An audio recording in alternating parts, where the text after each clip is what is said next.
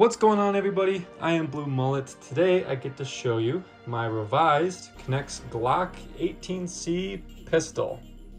Updates for the gun are going to include a much better, longer handle with a much better backstrap design.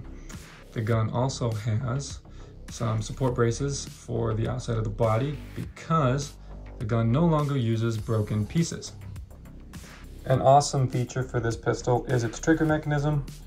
Just like the M14 EBR's trigger mechanism, it will stay in this position no matter if the pin is forward or cocked back. Despite all these changes, the gun has remained true to the original with its iron sights. As you can see up top, they look pretty nice, they aim pretty well, and yeah, they just do a good job at being, well, iron sights. In the front, I have kind of replicated a flashlight laser combo unit. In reality, it is your non-removable 4-round box magazine. The bullets are going to be held in place via an internal magazine pusher, which can be operated with this hand clip. So you can see it kind of working in there like that. Here is what a fully loaded Glock looks like. As you can see, the bullets actually load in sideways. Loading this thing is going to be very easy. All you do, take your pin, pull it back. As you can see, this gun has a very good pin distance. And you're going to want to take your thumb and put it on the tan clip to pull down on the pusher. So when you clamp it down, you just take your bullets and feed them in sideways, like this. Make sure that they're going down nice and easy, like this. Let go on your pusher, and then you can just pull the trigger and fire. It's very powerful. All right, we are back once again at the official range. I've got the Glock all loaded up, ready to go. And let's go ahead and zoom in on that fan that's once again downrange and see if we can hit it. Oh yeah, no problem. This Glock is an excellent shooter. Let's go ahead and do a reload here. It is a bummer that it only holds 4 rounds. You know, it could be such a war-worthy pistol if it could just hold, I don't know, maybe double the amount. But ultimately, it's not too bad. It sounds like it's hitting pretty good. Yeah, no problems at all. I'm gonna stay zoomed out on this shot just so you can see it working.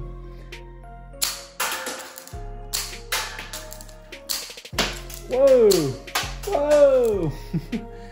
And we'll go ahead and do a reload again. 1, 2, 3, and 4.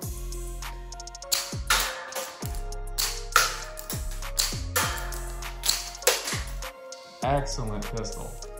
So you've got enemies suppressing your location.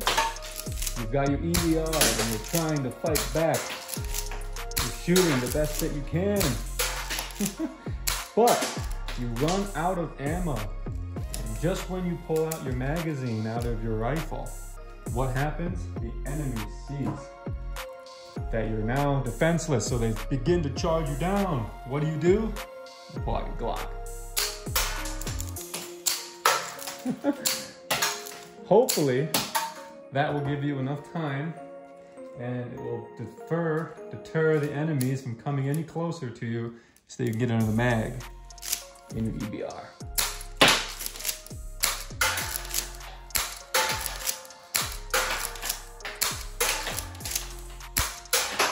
If you're interested in building this gun, just take note that it is a pretty difficult build.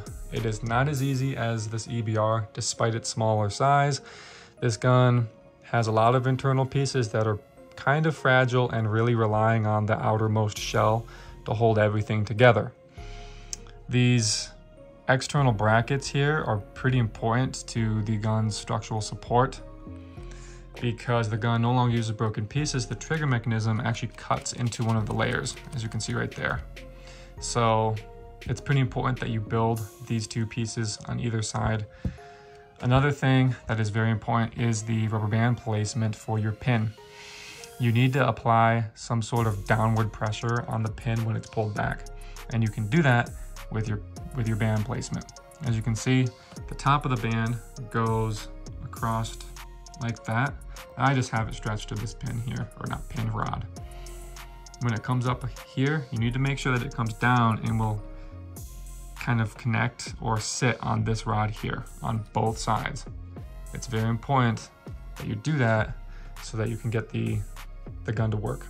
If you apply pressure and for the pin to face up, or I guess bend up, it won't shoot. It will actually break the gun.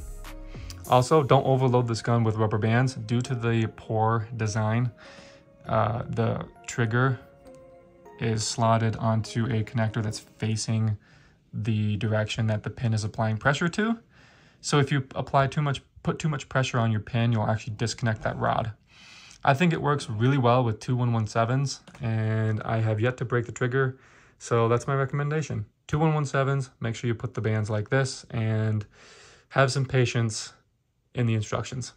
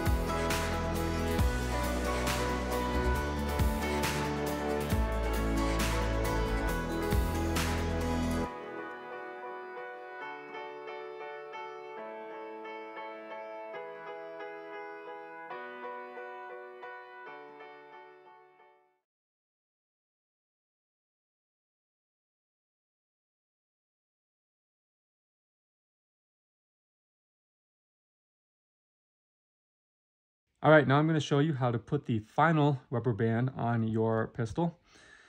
First, you're going to have to disassemble what you just assembled. You're going to have to take apart these support pieces here on both sides. So you just pull them off like so, and the same thing on the other side. If you're lucky, you'll just pop everything off like I just was. So go ahead and pop that piece off like that. And now you're going to almost have access to where you need to put your band. You're going to have to disconnect the blue 3D connector here. And on the other side, when you disconnect it, it'll actually just slide off with the rod. Or you can just leave the rod attached like that. So once you're gotten this far, you can actually take a mini rod and you're going to be placing your band right here so that it operates that orange connector in there. So I like to use a 33 or a 32, and I will just put it here, and I will use the mini connects rod, push it through, so you can grab it on the other side like that. Now you're going to want this rubber band, like I said, to sit just like that, right in between this groove of the yellow connector.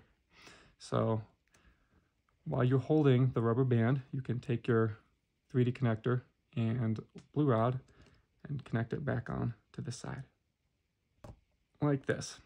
You're going to want your rubber band to go on top of the blue 3D connector like that. So that's how that's going to sit. Once you get one side done, you can just connect your band like that and flip it over, because you got to do the other side. Once you get to this side, make sure that it's sitting in the correct spot, like that, and go ahead and connect back on the blue 3D connector, like that.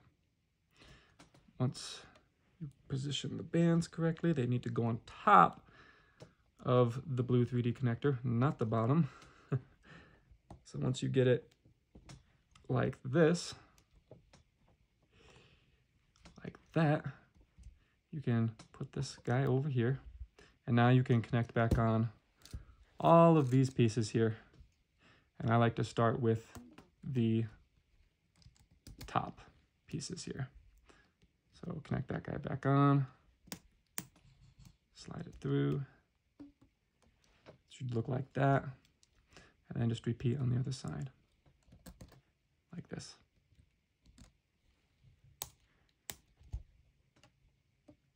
And then finally, you can take your main support frames and put them back onto the body, like that. And like this. Once you get all that done, you're going to notice that you're going to have a completely working trigger now. It should make a pretty satisfying click when you pull it.